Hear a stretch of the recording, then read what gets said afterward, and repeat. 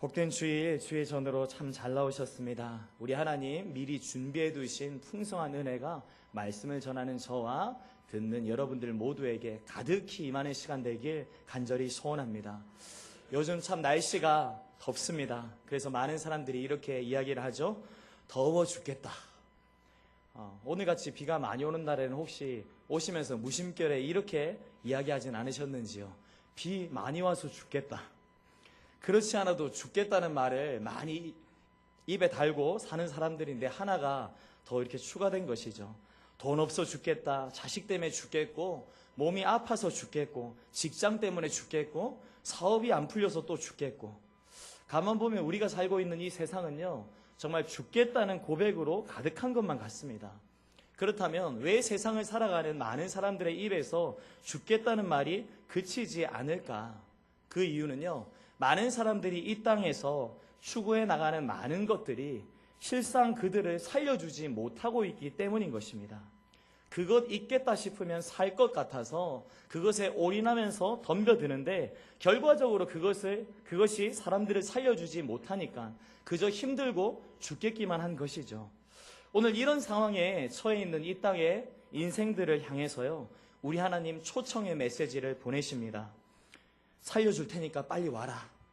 살려줄 테니까 빨리 와라. 이것이 오늘 본문 1절부터 5절에 나와 있는데요. 생명의 삶 1절에서 5절 본문 해설입니다. 하나님의 초청, 오라는 하나님의 초청이 반복해 등장합니다. 바벨론으로 인한 총체적인 고통은 극심한 갈증과 굶주림으로 비유되었습니다. 하나님은 갈증과 굶주림 가운데 있는 그분의 백성을 시온 예루살렘으로 부르십니다. 그곳에는 마음껏 마실 수 있는 샘물이 있고 포도주와 우유와 고기를 배불리 먹을 수 있는 잔치가 열려있기 때문입니다. 하나님은 시온에서 그분의 백성과 영원한 언약을 맺어 그들을 살리시고 영화롭게 하실 것입니다. 그리고 시온에 다윗과 같은 메시아를 통치자로 세우실 것입니다.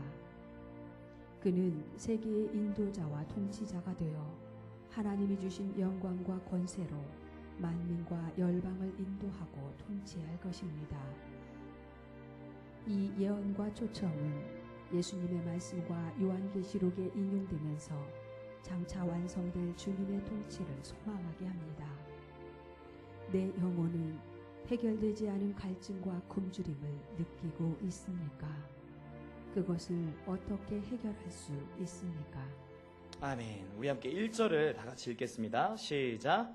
오라 너희 모든 목마른 자들아 물로 나오라. 돈 없는 자도 오라. 너희는 와서 사 먹되 돈 없이 값 없이 와서 포도주와 젖을 사라. 아멘.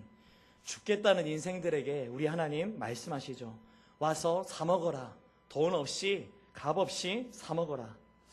우리가 살고 있는 이 세상은요, 돈 없이 할 수 있는 일들이 너무나도 많습니다. 하고 싶은 것을 우리가 하려고 해도, 또한 사고 싶은 것을 사려고 해도요, 반드시 우리 수중에 돈이 있어야만 합니다.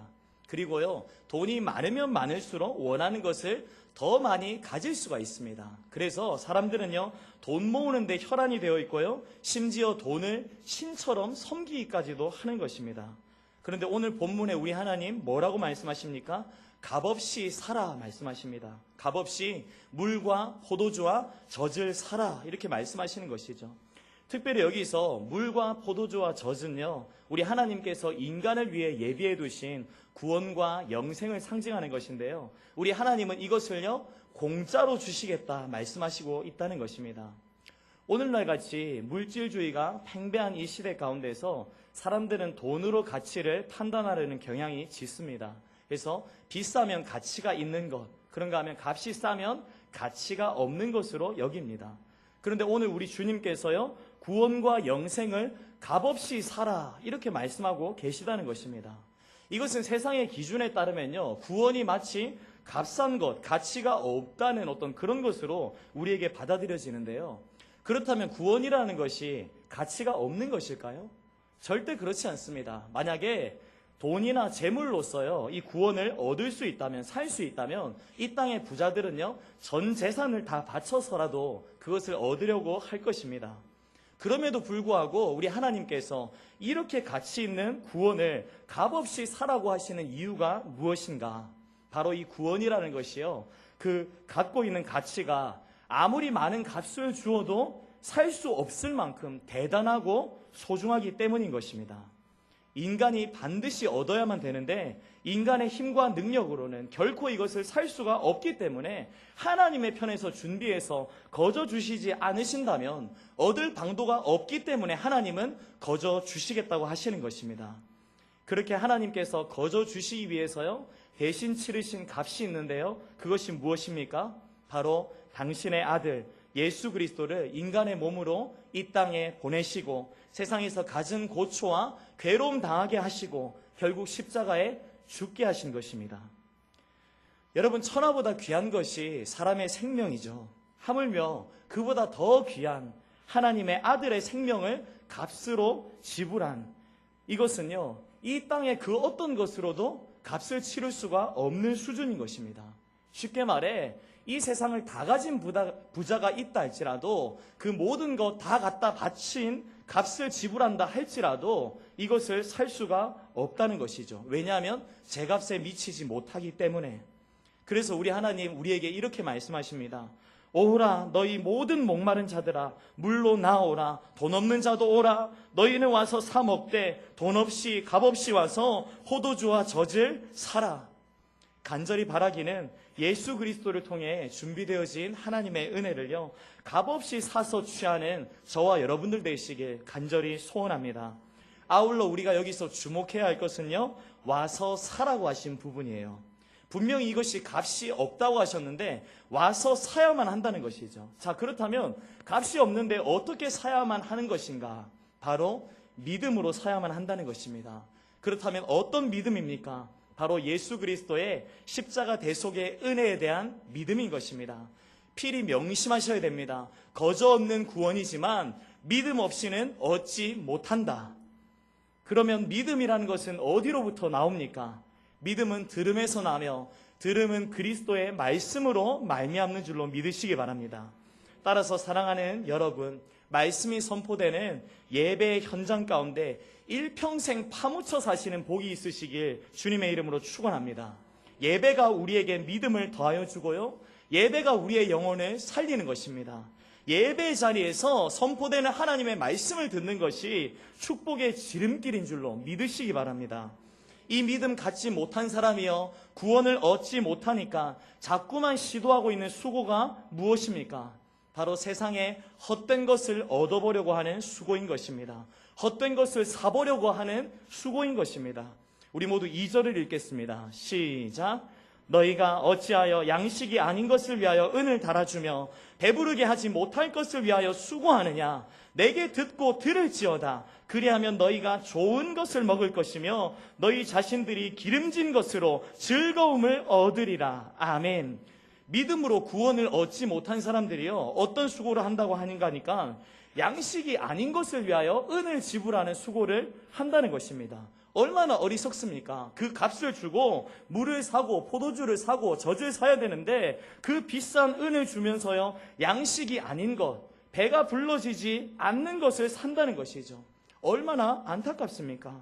우리 하나님 주신 구원의 은혜를 마음껏 누리지 못하니까 영혼의 만족은 주어지지 않고, 그래서 세상 가운데서 헛된 우상 섬기며 만족을 얻어보려고 하죠. 그런가 하면 부나 권력을 추구하는 그 일에 집착하면서 거기에 온 열정과 수고를 갖다 바치는 것입니다. 그런데 참으로 비참한 것이 무엇입니까?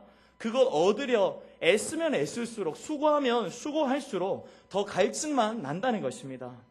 이처럼 인간에게서 비롯되어진 어떤 수고와 노력으로는요, 영혼의 참 만족이라는 것이 주어질 수가 없는 것입니다.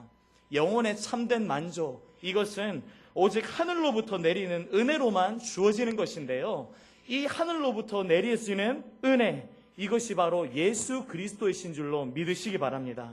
우리 하나님께서 우리 인생들을 위하여서 하늘로부터 내려주신 완전하신 은혜, 예수 그리스도 그분만이 우리 인생의 참된 양식이시고 참된 음료이신 것입니다. 소원하기는요, 오늘도 이 예배 시간을 통하여서 참된 양식과 음료를 마음껏 취하는 성도님들 되시길 주님의 이름으로 축복합니다. 3절을 읽겠습니다. 시작. 너희는 귀를 기울이고 내게로 나와 들으라. 그리하면 너희의 영혼이 살리라. 내가 너희를 위하여 영원한 언약을 맺으리니 곧 다윗에게 허락한 확실한 은혜이니라. 아멘. 우리를 위해서 하나님 말씀하십니다. 귀를 기울이고 내게로 나와 들으라. 그리하면 살 것이다. 할렐루야.